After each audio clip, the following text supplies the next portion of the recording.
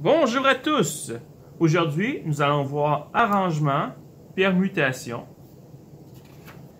Dans une expérience aléatoire, on peut tenir compte de l'ordre des résultats ou ne pas en tenir compte. Exemple, dans un hamburger, qu'on mette ketchup, moutarde, laitue ou bien laitue, moutarde, ketchup, ça n'a pas vraiment d'importance puisqu'il y aura les mêmes ingrédients dans le hamburger. Donc, un autre exemple d'expérience aléatoire où l'ordre n'est pas important. Imaginez qu'on forme des équipes de 4 pour un travail.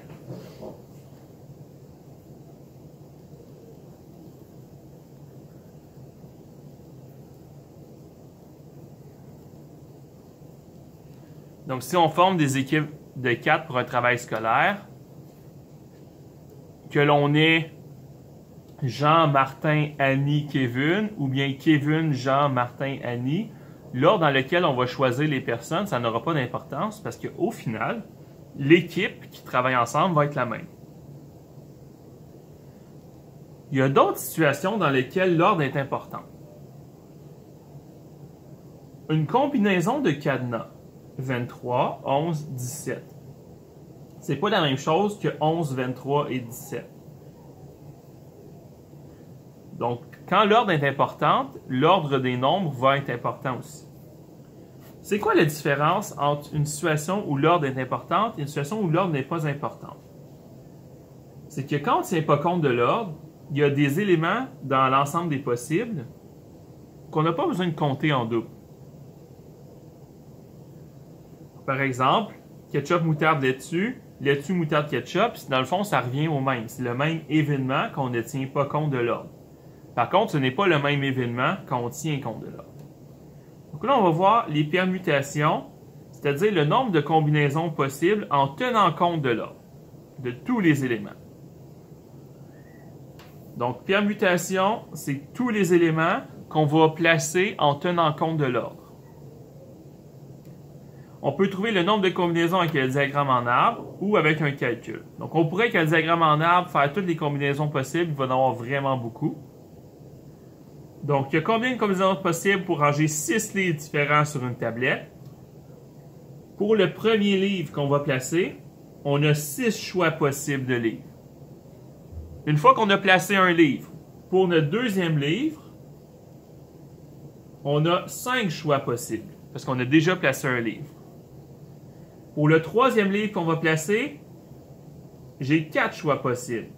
Pour le quatrième livre, j'ai 3 choix possibles, et ainsi de suite.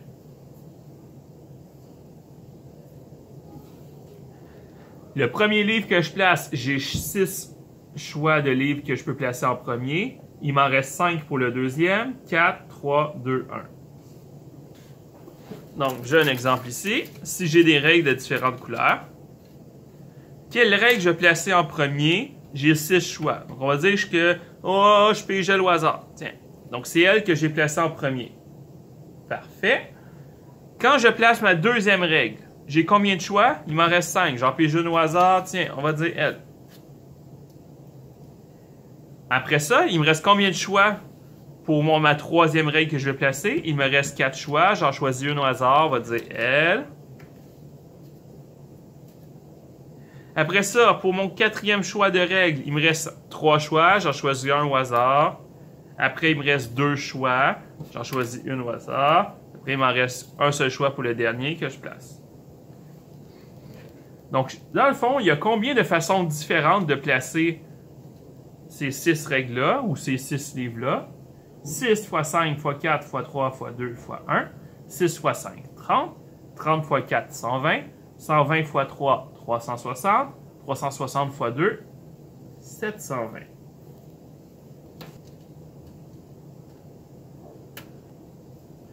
Il y a combien de façons possibles d'asseoir 8 amis autour d'un feu? Eh bien, on fait 8 x 7 x 6 x 5 x 4 x 3 x 2 x 1.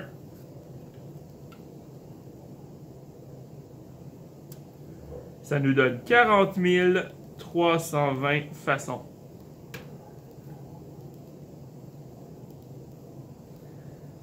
Donc, il y a vraiment beaucoup de possibilités.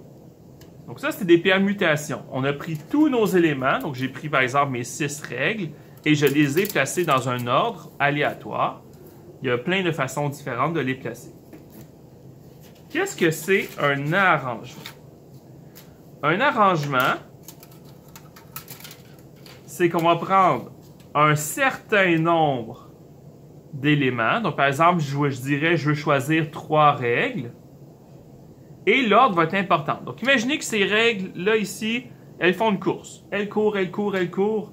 Ah, je cours. Ah, moi aussi, je cours. Imaginez que les règles, elles font une course. Ça va être quoi mon podium? Qui va être mes 3 premières? Donc, pour ma première règle, celle qui va terminer en premier, je vois que j'ai 6 choix. Donc, je ferai 6. Si j'écris sur une feuille, là, ça ressemblerait à ça. J'aurai 6 pour la première position. Après, une fois que j'ai choisi quelle règle va être en première position, j'ai 5 choix pour la deuxième position. Et une fois que j'aurai choisi la 5e position, il me resterait 4 choix possibles pour la 3e position. Et donc, on aurait 6 fois 5, 30. 30 fois 4, on aurait 120 arrangements possibles de podium. Donc, il y aurait 120 arrangements possibles pour le podium de cette course entre 6 règles-là. Donc, il y a combien de combinaisons à 3 chiffres que je peux composer avec les chiffres de 1 à 9? Si on faisait un diagramme en arbre, il faudrait faire tous les choix avec un arbre super gros, ça serait trop long. Par calcul, pour le premier chiffre,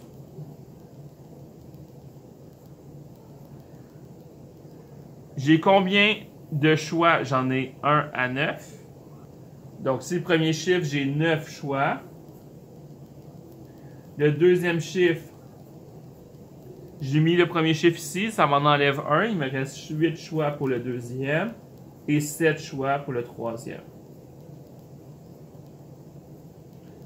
Donc, 7 fois 8 fois 9. 7 fois 8 fois 7, pardon, me donne 504 arrangements possibles. Une combinaison maintenant. C'est le nombre de façons possibles de choisir ou de placer un certain nombre d'éléments dans un ensemble. L'ordre n'est pas important. Donc, tantôt, quand je vous donnais l'exemple de choisir des équipes pour un travail, ça, l'ordre n'est pas important. Parce que si je choisis Jean et Paul, ou je choisis Paul et Jean, au final, c'est la même équipe. Donc, l'ordre n'est pas important. Comment on va calculer ça, le nombre de combinaisons possibles? On va écrire que c'est le nombre de résultats en tenant compte de l'ordre. On a déjà vu comment calculer des résultats en tenant compte de l'ordre. Et on va diviser par le nombre de façons différentes de arranger les résultats. Donc, combien de teintes différentes puis-je former en choisissant 2 pots parmi les 5 pots suivants? Blanc, jaune, rouge, bleu, vert. Premièrement, j'ai 5 choix possibles pour la première couleur que je vais choisir. Et j'ai 4 choix possibles pour la deuxième couleur que je vais choisir. Maintenant, je dois diviser par les ordres possibles. Donc, imaginez, là, j'ai mes couleurs ici. Ah, j'ai des couleurs, j'en ai pigé 2, là. J'ai pigé... Paf! J'ai pigé ça. Donc, j'avais 5 choix possibles pour ma première couleur et 4 choix possibles pour ma deuxième couleur. Parfait. Il y a combien d'ordres que je peux faire avec ces 2 couleurs-là? Ben, je pouvais soit avoir vert, bleu, ou bien avoir bleu, vert. Parce que une fois que j'ai ces couleurs-là, il y a combien d'arrangements possibles? Je peux les placer dans combien de permutations possibles, pardon. Ça, vous pouvez vous l'écrire, là. C'est des permutations.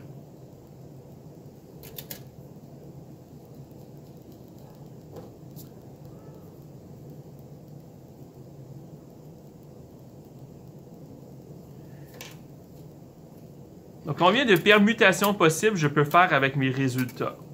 ben, dans ce cas-là, c'est simple. Pour la première couleur que je pige, j'ai 2 choix. Et la deuxième couleur, il m'en reste un. Fait que je vais diviser par 2 fois 1. 5 fois 4, divisé par 2 fois 1, ça me donne 10. Donc, il y a combien de teintes différentes? Réponse. On a 10 teintes différentes.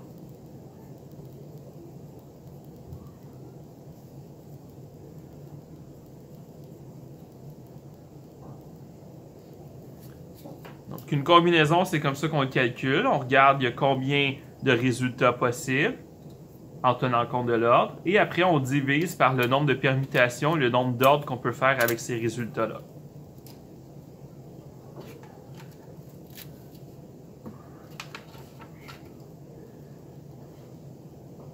Parfait. Donc, on va voir maintenant page 83 et 84 ce que je vous conseille de faire.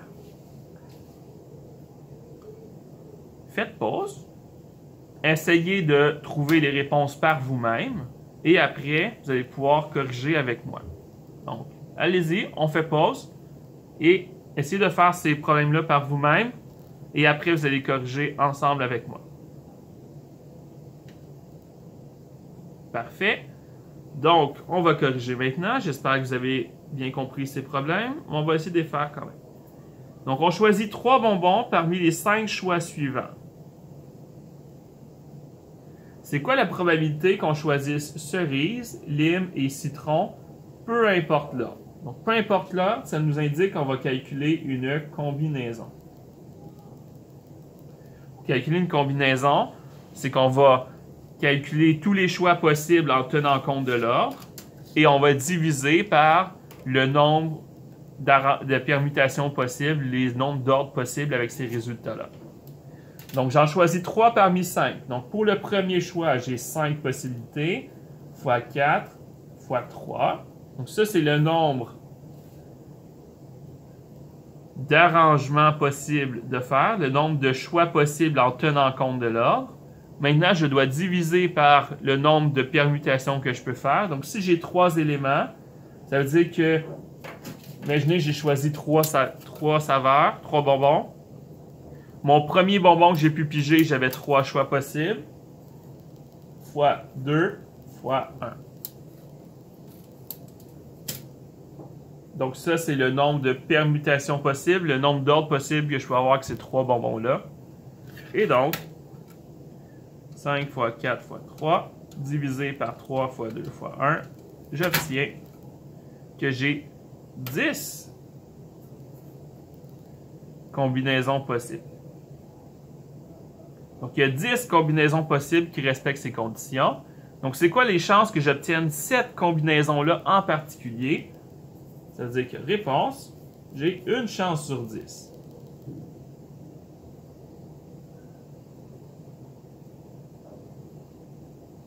J'ai une chance sur 10 d'obtenir ce résultat-là parce qu'il y a 10 résultats possibles en tout. Et moi, j'en cherche un en particulier. On veut former un comité de 3 élèves dans la classe parmi 25. Combien de comités différents peut-on former? Encore une fois, c'est une combinaison. Pourquoi? Parce que l'ordre n'importe pas.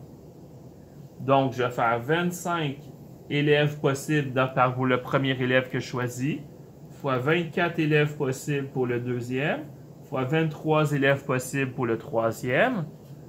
Et tout ça va être divisé par... J'ai 3 élèves de choisis. Donc, le premier que je choisissais, il y avait 3 possibilités, fois 2, fois 1. Donc, ça, c'est les ordres possibles que je peux faire avec 3 élèves. Et donc, j'obtiens 25 fois 24 fois 23 divisé par 3 fois 2 fois 1. On obtient 2300.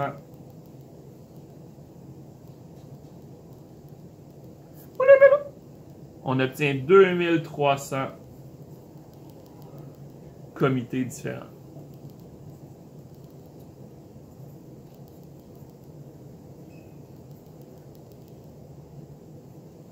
Donc, il y aurait plein de façons différentes d'avoir des comités. Et finalement,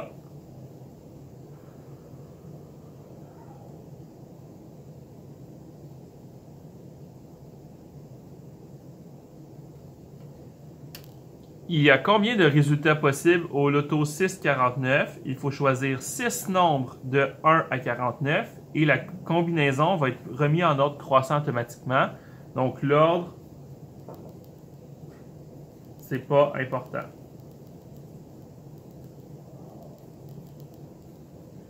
Donc le fait de piger 10 en premier ou 10 en dernier, ça ne changera rien. Ça veut donc dire que c'est une combinaison. Donc j'ai 49 chances, 49 choix possibles pour le premier numéro obtenu. 48, 47, 46, 45, 44. Donc ça, c'est les 6 nombres que j'obtiens. C'est ça les choix possibles. Maintenant, une fois que j'ai 6 nombres, il y a combien de façons de placer mes 6 nombres? 6 fois 5 fois 4 fois 3 fois 2 fois 1. On va le calculer. 49 fois 48 fois 47 fois 46 fois 45 fois 44 divisé par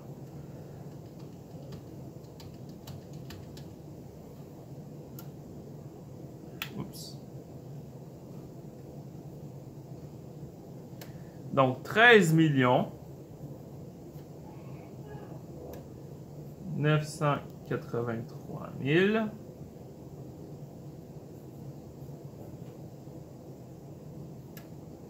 13 983 816 possibilités. Résultat possible. Donc voilà, on a vu arrangement, permutation et combinaison.